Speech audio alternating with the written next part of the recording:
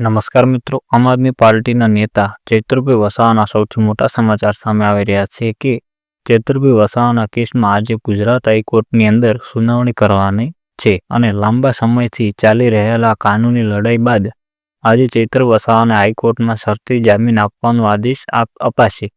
તે હજી જેલમાં કે હજી ચૈતરભાઈ વસાવાને જેલમાં રહેવું પડશે, તે ચૈતરભાઈ વસાવાને અને તેના વિશે આજે ચર્ચા કરવાની હતી.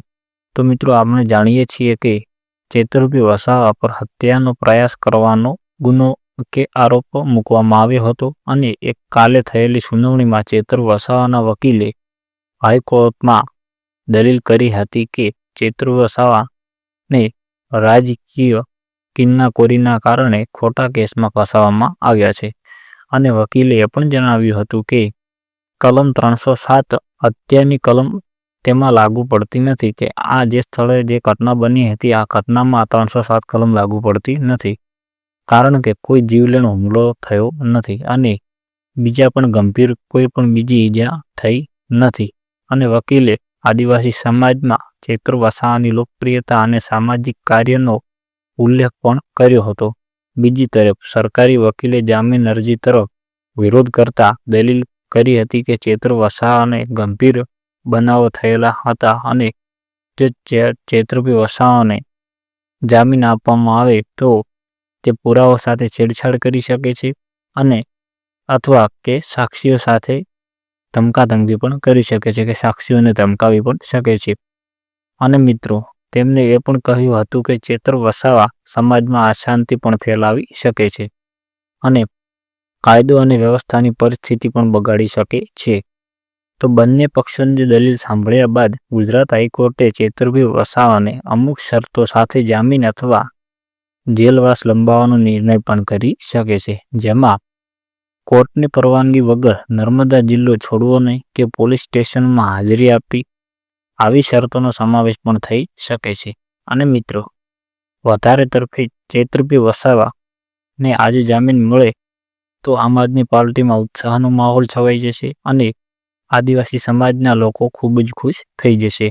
અત્યાર સુધીમાં ચૈતરભાઈ વસાવાની ગેરહાજરીમાં ઘણા બધા લોકો એક નેતાઓ પાર્ટીને સંભાળી રહ્યા હતા અને મિત્રો, નિરંજન વસાવાએ તાજેતરમાં લગભગ 400થી વધુ લોકોને આપ પાર્ટીના જોડ્યા અને આ સાંભળીને ભાજપના સાંસદ મનસુખ વસાવાને મોટો પડકાર ફેંક્યો અને મનસુખ વસાવા આ સાંભળીને થોડા ગુસ્સામાં આવી ગયા કે 400 લોકોને આ લોકોએ જોડી નાખ્યા છે. અને આ ચૈતરભાઈ વસાવાને જેલની બહાર આવવાથી આંદોલનને વધુ વેગ મળી પણ શકે છે અને બીજી તરફ હાઈકોર્ટના જે આ નિર્ણય કરશે તેના પર જે બીજેપી પાર્ટીની છે તેમણે મૌન વ્રત સેવ્યું છે. તો મિત્રો, તમને શું લાગે છે કે આપણા ધારાસભ્ય શ્રી ચૈતરભાઈ વસાવા જેલની બહાર આવી શકશે કે નહીં આવી શકે? કેમ કે તેમના પર 307 કલમ લગાવી છે, કે હત્યા કરવાના પ્રયાસની કલમ લગાવી છે. તો મિત્રો, તમને તેના વિશે શું લાગે છે કે ચૈતરભાઈ વસાવા ખોટા હશે કે સાચા, તે તમે જરૂર કોમેન્ટ કરજો. અને મિત્રો, જો તમે આપણી ચેનલમાં નવા આવ્યા હો તો ચેનલને સબસ્ક્રાઈબ કરી દેજો અને વિડીયોને લાઈક કરી દેજો. તો મિત્રો, આપણા ધારાસભ્ય શ્રી ચૈતરભાઈ વસાવા ક્યારે જેલની બહાર આવશે અને ચૈતરભાઈ વસાવાને જામીન મળશે કે નહીં મળે, તે તમારી જો પૂરતી માહિતી જોઈતી હોય તો આપણી ચેનલને સબસ્ક્રાઈબ કરવાનું ભૂલતા નહીં. અને મિત્રો, ચૈતરભાઈ વસાવાને સપોર્ટ કરનારા ઘણા લોકો છે, જેમાં સૌથી મોટો સપોર્ટ આપણા ધારાસભ્ય શ્રી ગોપાલભાઈ ઇટાલિયાનો છે. કેમ કે ગોપાલભાઈ ઇટાલિયા ચૈતરભાઈ વસાવા જ્યારથી જેલમાં ગયા છે ત્યારથી ચૈતરભાઈ વસાવાને સપોર્ટ કરે છે અને બીજા બધા નેતાઓ પણ કરે છે, પણ ગોપાલભાઈ ઇટાલિયા સૌપ્રથમ વધારે જ તેમને સપોર્ટ કરે છે. અને મિત્રો, ચૈતરભાઈ વસાવાને ફસાવવામાં સૌથી મોટામાં મોટો હાથ હોય તો એ મનસુખ વસાવા અને સંજય વસાવાનો હતો. એમના કારણે ચૈતરભાઈ વસાવાને આજે જે 1.5 કે 2 કે 2.5 મહિનાથી જેલમાં રહેવું પડ્યું અને આટલો મોટો કે આટલો લાંબો જેલવાસ તેમને ભોગવવો પડ્યો. એનું સૌથી મોટામાં મોટું કારણ હોય તો એ મનસુખ વસાવા અને સંજય વસાવા જ છે, એવું મિત્રો લોકો દ્વારા અને સોશિયલ મીડિયાના માધ્યમ દ્વારા આપણને માહિતી મળી રહી છે.